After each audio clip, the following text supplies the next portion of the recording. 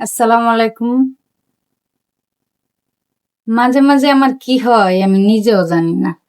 কিচ্ছু ভাল লাগে না, কিচ্ছু না। এই যে বারান্দায় বসে রয়েছি, প্রায় 3 ঘন্টা হয়ে গেছে। মানে মনটাই ঠিক করতে পারতেছি না। পরে কতগুলি কাজ হয়েছে, কাজ করতে কাজে যেমন মনই লাগতেছে না। মাইয়াটা ঘুমাই গেছে, কিচ্ছু ভাল লাগতেছে না। এই জায়গায় যে বসে রয়েছি, কি কারণ? কোনো কারণ নাই, ভাল লাগতেছে না, বসে রয়েছি। হ্যাঁ, বালা লাগামো কেমন করে সেইটা খুঁজতেছি। এই যে এই জায়গায় কবুতর টবুতর আছে, এগুলি দেখতেছি।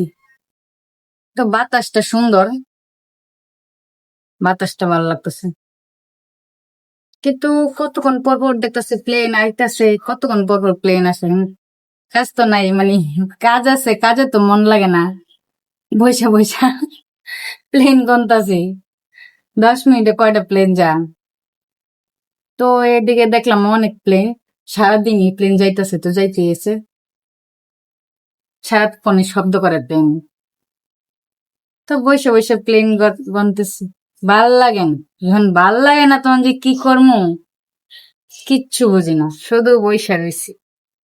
বইসা বইসা সময় পার করতেছে, ভিডিও করবো, ভিডিও করতে ভাল লাগে না। টিকটক দেখতেছি, টিকটকে তো মনে করেন অনেক অনেক ফানি টিকটক আছে, ফানি ভিডিও দেখলে মনটা ভালোই হয়। তখন বলে টিকটক দেখতেও মন চাইতেছে না। একটা ভিডিও বানাবো নিজের পেজের লেগে, নিজের ইউটিউবের লেগে, সেটা মন টিকতেছে না। রান্না বান্না করবো তাও ভাল লাগতেছে না, কিছু খামো তাও ভাল লাগতেছে না। মাঝে মাঝে আমার এমন হয় মনে হয় আমি মনে হয় বাঁচবো না, এরকম একটা চিন্তা আমার মাথায় ঢোকে। আমার মতন এরকম রোগ কার আছে? এটা আমার বিয়ের আগের থেকেই আমার হঠাৎ করে এরকম কথা মনে হয়, আমি মনে হয় বাঁচবো না, আমি মনে মরে যান,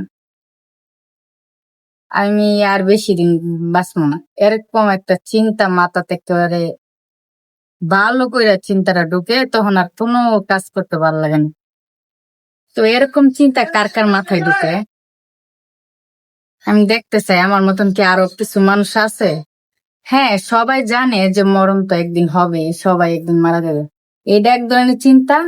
আরেকটা হচ্ছে মানে একেবারে গভীর চিন্তা, আমি মনে হয় আর এই বেশি দিন না, মানুষের তো মনে করে মরার গ্যারান্টি নেই।